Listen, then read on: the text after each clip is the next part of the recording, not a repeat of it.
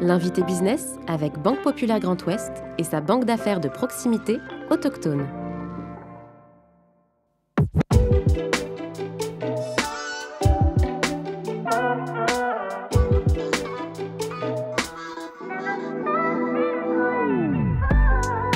En 2019, la famille Batardière lui confie la direction opérationnelle de l'entreprise basée au Pont-de-Cé. Depuis plus de 40 ans, ces 1200 collaborateurs sont experts de la maison et de la terre à travers un réseau national de 80 points de vente. Jean-Marc Huppé, directeur général d'Espace Émeraude, est aujourd'hui l'invité business. Bonjour Jean-Marc Huppé. Bonjour Clément. Merci d'avoir accepté notre invitation dans le fauteuil de l'invité business. Vous arrivez, Jean-Marc Huppé, en 2019 à la direction générale du groupe et de l'Espace Émeraude. Racontez-nous comment a lieu la rencontre avec ce groupe qui est familial avec la famille Batardière. Dans quel contexte ça se fait tout ça?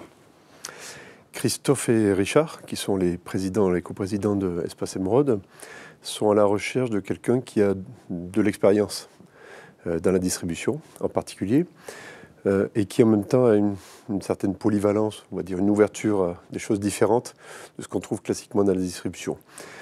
Et pour ma part, j'avais une vingtaine d'années derrière moi de ADO. Donc ADO, c'est le groupe qui a entre autres Leroy Merlin. Et j'avais opéré en France et à l'étranger. Et j'avais été, parmi mes responsabilités, j'avais eu la présidence de toutes les entreprises de proximité d'ADO, c'est-à-dire par exemple Weldom en France. Donc entreprise de proximité avec un réseau de franchisés. Donc j'avais cette, comment dirais-je, flexibilité ou cette ouverture à des choses différentes. Et j'ai été très intéressé, très attiré, très touché par la démarche de Christophe et Richard qui, jeunes entrepreneurs en pleine possession de leurs moyens, intelligents, puissants, prennent le risque et l'humilité de remettre leur entreprise entre les mains de quelqu'un que finalement ils connaissaient ni d'Ève ni d'Adam. Ça m'a beaucoup touché. Et puis le projet était magnifique parce que je pense qu'Espace Émeraude est une très belle boîte avec un potentiel énorme et sur un segment particulier qui est celui de l'entretien de la maison et de la terre en milieu rural. On va revenir justement sur ce cœur d'activité-là, mais pour le contexte effectivement de votre arrivée, ça veut dire qu'eux ne se sentaient pas légitimes de poursuivre cette aventure, en tout cas au poste de direction? En tout cas, ils ne se sentaient pas capables, je crois, d'accélérer et de donner une nouvelle vitesse au groupe. Et ils ont été chercher quelqu'un d'autre, voilà, tout simplement. Qu'est-ce qui les a séduits? Alors vous avez parlé évidemment de votre parcours, ça c'est pour votre CV, mais qu'est-ce qui a fait de vous le bon candidat d'un point de vue humain, sur les soft skills, je dirais, au-delà de vos compétences et votre parcours? Ça, je ne sais pas dire, c'est à eux de répondre à cette question. Moi, ce que je peux vous dire, c'est que je me suis dit qu'il fallait avoir beaucoup de valeurs humaines pour s'ouvrir et s'abandonner comme ça à quelqu'un. Et donc voilà, c'est une rencontre vraiment d'hommes. On ne sait plus mutuellement. Voilà. Qu'est-ce qui vous a séduit dans ce projet? Vous dites que c'est une belle entreprise. C'est que vous avez senti le potentiel justement de retournement, la capacité justement à faire bouger les choses et la confiance qu'ils allaient vous accorder? Oui, il y avait deux enjeux, on va dire. Le premier enjeu, c'était un enjeu de retournement au niveau de la centrale et au niveau des magasins intégrés en particulier. Et il y avait un deuxième enjeu, c'était celui de développement et d'accélération. Donc, j'avais pas d'expérience de retournement à proprement parler. Par contre, j'avais beaucoup à apporter de mon expérience personnelle. Et en particulier, j'ai toujours pensé que c'était le levier humain qui faisait la différence. Et je me suis dit, pourquoi est-ce que dans le retournement, ce ne serait pas pareil? Ce ne serait pas le levier humain qui ferait faire la différence? Et donc, je suis parti avec cette confiance en me disant, je vais écouter, je vais m'entourer, et puis ça va marcher. Voilà. Et c'est un pari qu'on est en train de réussir. Et le deuxième enjeu de développement, ça c'est plus dans mes cordes historiques, aller à la conquête, aller séduire, aller attirer. Mais quand on a les bonnes cartes, quand on a les bons arguments, la séduction fonctionne très naturellement. Il n'y a pas d'histoire à raconter. On arrive avec des faits, avec du potentiel, un petit peu de rêve quand même, parce qu'il faut donner de l'énergie, et puis ça marche.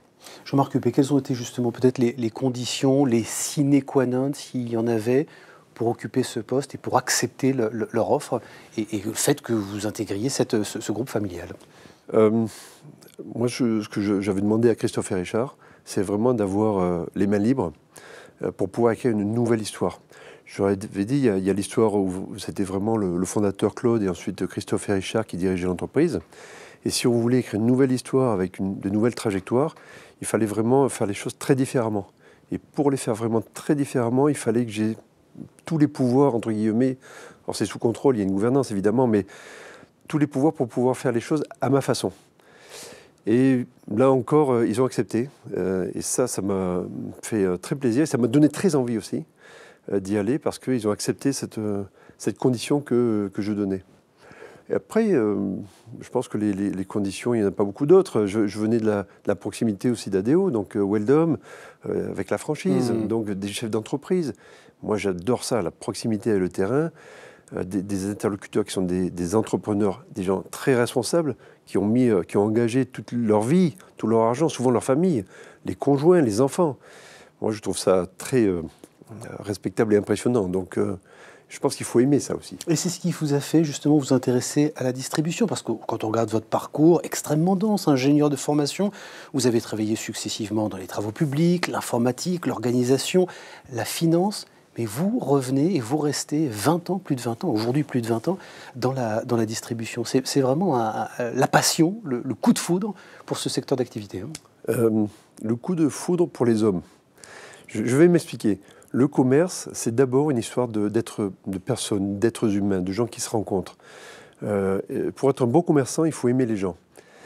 Je n'ai pas fait une école de commerce, je l'avais dit, j'ai fait une école d'ingénieur. Donc moi, le commerce, a priori, les grandes surfaces, je regardais ça de loin en me disant, c'est quoi cette chose curieuse? Et j'ai eu la chance de rencontrer des gens qui m'ont expliqué qu'est-ce que c'était et qui m'ont fait toucher du doigt qu'un commerçant, d'abord, son travail, son métier, c'était une histoire de relation. Et cette histoire de relation se construit elle-même avec d'autres personnes. Et j'ai eu la chance, dans le monde de Leroy Merlin, dans le monde des Mulliers, de voir à quel point c'était vrai et c'était incarné. J'y ai cru. Je suis entré presque dans un mode je vais tester, je vais voir ce que ça donne, et puis si ça ne me plaît pas, je partirai. Bon, et puis 25 ans après, je suis toujours là. Et ce qui me passionne, moi, c'est ça. C'est la relation avec les personnes, c'est écouter, c'est comprendre, c'est partager, c'est faire avec. Est-ce que vous n'avez pas peur qu'aujourd'hui le numérique, le digital finalement prenne le pas sur cet acte de proximité entre l'acheteur et le vendeur, qu'on crée des intermédiaires finalement et qu'on écarte les personnes qui sont engagées dans cet acte du commerce? Il faut redonner du sens. Je trouve que le numérique, le digital, c'est vraiment c'est une chance pour le commerce. Je m'explique. Ça nous challenge sur les basiques. Les basiques, c'est quoi? C'est offrir un maximum de choix avec un juste prix et dans un délai raccourci. C'est ce que fait le commerce. Le commerce, à la base, c'est ça. Les commerçants digitaux, parlons d'Amazon pour prendre cet exemple-là, ils le font super bien. Vous avez un choix illimité, quasiment, avec des prix, somme toute normaux, et vous êtes livré en 24-48 heures. Faisons la même chose, mais en mieux, avec une relation humaine. Donc, qu'est-ce qui nous empêche de faire la même chose qu'eux? Donc, d'accéder à une gamme illimitée. Techniquement, c'est possible, avec des prix concurrentiels et une logistique adaptée. Et nous, ce qu'on rajoute, c'est le conseil. Alors justement, c'est ce que les gens viennent chercher. Exactement. Donc finalement, pour moi, le digital, c'est une opportunité. Ça nous challenge sur la qualité des basiques, et en même temps, on est quand même meilleur que le digital. Mais ça veut dire qu'on peut acheter aujourd'hui des produits Espace Émeraude en ligne, sans se déplacer dans les points de vente? Alors, nous, on a fait le choix, alors oui, mais on a fait le choix quand même d'orienter nos clients vers les magasins. Pourquoi? Parce qu'on vend des produits qui sont assez techniques, premièrement. Donc, ils nécessitent un conseil et une écoute pour s'assurer qu'on répond bien aux besoins. Deuxièmement, on vend pas mal de produits qui sont dangereux, ou l'usage peut être dangereux. Et donc, il faut bien expliquer aux gens comment les utiliser. Et puis enfin, on vend des produits qui nécessitent souvent de l'entretien, ou en tout cas qui peuvent être remis en état. Donc, c'est nécessaire d'expliquer tout ça. Si les clients ne veulent pas toutes ces explications, ils peuvent aussi acheter nos produits, il n'y a pas de problème. Mais on encourage vraiment, une fois encore, à revenir vers le point de vente, à dialoguer, écouter et à expliquer bien aux clients comment bien utiliser ces produits pour qu'ils puissent durer le plus longtemps. La stratégie, c'est quoi? C'est d'être sur des zones plutôt rurales, avec un public qui n'est pas forcément habitué à la pratique numérique, donc qui a besoin justement d'être accompagné, d'avoir du conseil en magasin? Alors d'abord, il faut faire tomber un mythe, les ruraux sont extrêmement numériques. Il faut bien le savoir, ça. Hein. Donc parce que justement, ils sont loin des grandes villes, ils sont très très numériques. Donc nous, notre stratégie, c'est la ruralité. Pourquoi? Parce qu'il y a une exigence de qualité de produit, une exigence de proximité sur le service. Donc dans tous les espaces Émeraude, il y a des ateliers. Donc on est capable de fournir et aussi de réparer, d'entretenir. Donc on joue vraiment cette carte de proximité en ruralité. Mais le numérique, maintenant, c'est complètement incontournable. Et puis je peux vous dire que les ruraux sont super numérisés. Propose justement des produits et des services durables. Vous parlez des ateliers. Là, vous êtes en train de changer de paradigme. Ça veut dire que vous vendez des produits qui vont pouvoir être réparés. Est-ce qu'on peut travailler un jour seulement à la fonctionnalité, à l'usage et plus à la propriété? Ça, c'est un paradigme que vous pourrez atteindre un jour chez Espace Émeraude. Alors, vous abordez deux sujets pour moi. Un, celui du service. Comment je vais dire ça? Un Espace Émeraude, c'est forcément un atelier. Et on est souvent des héritiers de grands-parents ou arrière-grands-parents qui étaient des forgerons, donc qui faisaient eux-mêmes et qui savaient entretenir et réparer. Donc ça, c'est un premier élément de l'ADN de l'entreprise, et on veut l'entretenir et on veut le développer, et c'est un élément de différenciation. Donc on ne vend pas du jetable, on est d'accord? Voilà, on vend du réparable, exactement. Bon. Ça, c'est la première chose. La deuxième chose, c'est, vous évoquiez la notion de propriété. Alors, dans les gènes des ruraux français, la propriété, c'est très important. Encore? C'est encore la propriété. La terre, c'est notre terre, on se la transmet, on se la passe. Ceci dit, les ruraux sont des gens qui ont beaucoup de bon sens et beaucoup de pragmatisme. Et donc je pense qu'ils s'ouvrent de plus en plus à cette idée de, peut-être pas de copropriété, mais de partage, on va dire. Un est propriétaire et ce sont les autres qui peuvent aussi utiliser. Il y a aussi l'esprit de coopérative dans nos campagnes. Donc il y a aussi cette ouverture à faire des choses ensemble et à partager.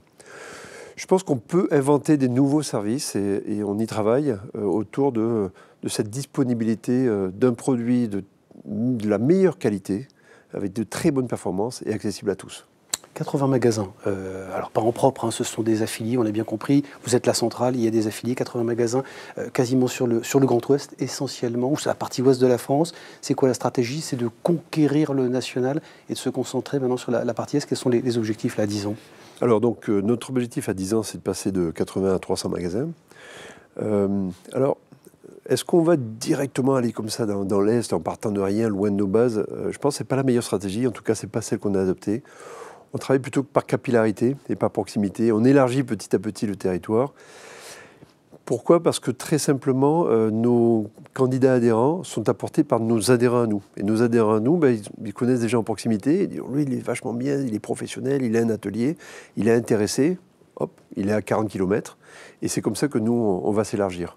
On n'exclut pas a priori des candidats qui viennent de l'Est, mais on se dit que c'est plus facile, comme ça, de les séduire, de leur expliquer et de les accompagner en allant de façon progressive, donc de l'Ouest vers l'Est. Jean-Marc Huppé, peut-être pour terminer quelques secondes, la crise du Covid a été assez révélatrice justement dans le besoin de se recentrer un petit peu sur son foyer. Vous dites souvent finalement que vous avez contribué peut-être au bien-être, de la santé mentale des Français au moment du confinement. Ça vous le confirmez aujourd'hui? Il y a vraiment une tendance à se recentrer sur son foyer, sur son quotidien?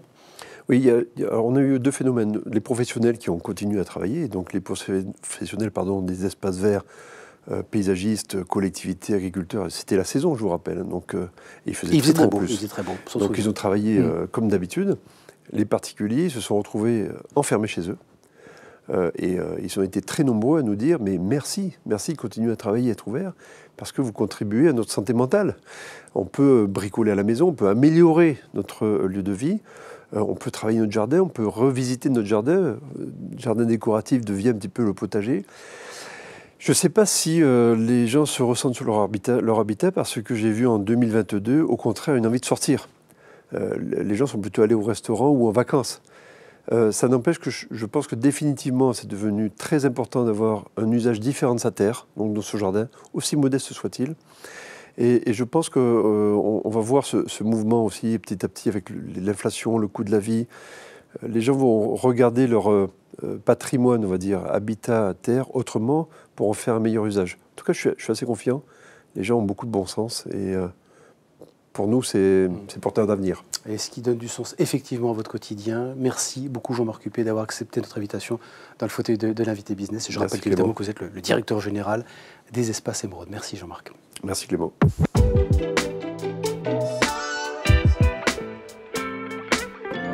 L'invité business avec Banque Populaire Grand Ouest et sa banque d'affaires de proximité autochtone.